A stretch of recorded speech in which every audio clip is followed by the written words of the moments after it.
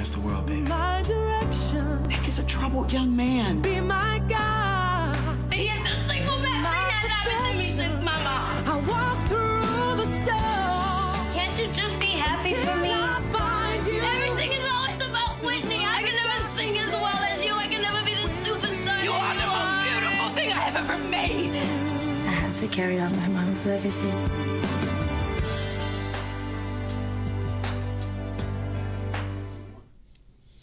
All right, movie lovers, I got a special treat for you today. We are here at TVOne with the star of the Bobbi Kristina story, Miss Joy Rivera. Thanks for letting us come by here and chat with you. Oh, thanks for having me. Excited to be here. So, I know that's not your first project. You've been on a couple of projects before, but I mean, you're lead and everything. Like, is there any like real nerves that you feel now after the stuff is already shot that's about to come out on TV? Are you? Well, you know, I feel really protective of Chrissy at this point. Like, the whole thing is very personal to us as a cast in general. So it's kind of like, you know, the world's about to see our baby. But more than anything, I am, I guess, primarily concerned with everyone knowing Chrissy's story and receiving it and seeing it. Yes, I mean, you know, there'll be people who say negative things, but the overall essence of this film is very positive, and it's, you know, it's a sad story about, you know, the early passing, unfortunately, of an amazing woman, and you get to see her for the first time. Yeah. So that's really important to me. People always think of people like Bobbi Kristina as privileged or stuff because they grew up with celebrities and everything was good. But I mean, from the story, it shows that, you know, dealing with being in the shadows is like something that's real heavy too. Like, was that something that you learned about her from the story that you didn't know before? Yeah, absolutely. I mean, I think she's so untouched and so unknown that everything is pretty much new information outside of her living in the shadows. But you definitely see, you know, some of the struggles of that pressure of your mom being so amazing, you know, and trying to find your own place outside of that, trying to find your own place outside of your dad. You see the ups and downs, and without giving too much away, right before her passing, she had just found what she needed to go and pursue her own dreams. And, you know, she realized that she was enough. She didn't need Nick. She had this amazing relationship with Bobbi. And, I mean, we know the way the story went, but she, at that moment, she was ready, and she was going to go do it. Yeah.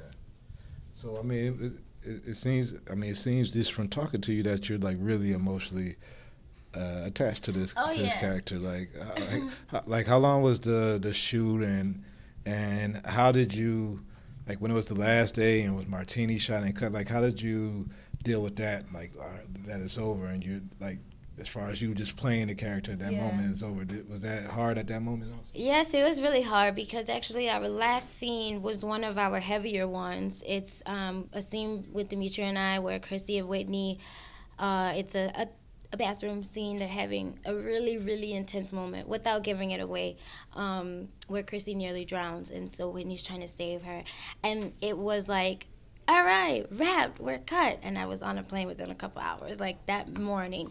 And so then I come back to LA and I'm like, I've got Chrissy all over me. So it really took me a good 2 weeks to kind of transition back into Joy. And then I still keep in touch with Demetria, who went through the same thing, and our director too. We were back in LA like completely out of whack because we were still, I mean, we filmed like almost every day on that project. And then it just, so, I mean, a lot of people have asked me, was it hard to get in? But it was harder to get out of the character. Tell me about what started you on this journey to be an actress. Like, what was the spark? Did you always know you wanted to do this? And how has it been, like, you know, thus far? Well, I was definitely one of those people from birth that just knew, and I actually ran into an old childhood friend the other day, and she was like, "You've been singing since pre-K. I'm so happy for you." So I was that kid. I just knew, and it's not easy. It is not. It is definitely a struggle. I feel like a lot of people will probably think this was overnight, or oh, she just, you know, got this, but no. It was a struggle. But I will say that if you just stick with it, if you know that you're supposed to do this, you know, you just keep going, because there will be a million no's, but one yes, and it's all worth it. And speaking of those, you're from the NO. What part are you from? Algiers.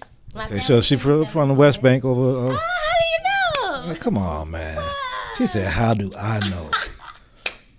I Come love on, it. we're gonna talk about it on Fat Fat and all that, cause y'all know that I know all that, right? OMG, that's so great. So I mean, it's been a lot of stars coming from New Orleans. You got I don't know why I drew a blank with my homeboy from. Kofi? No, No? Oh, I was straight out of Compton. My Easy. He's so amazing. Oh He man, kills it. he's a great actor, and Quavagine, and like so. I mean, is that helping? Did all of these people doing well and all the film credits that brought the film industry there? Did that have anything to do with you believing that you could be Hollywood from New Orleans, or were you just the confident little? No.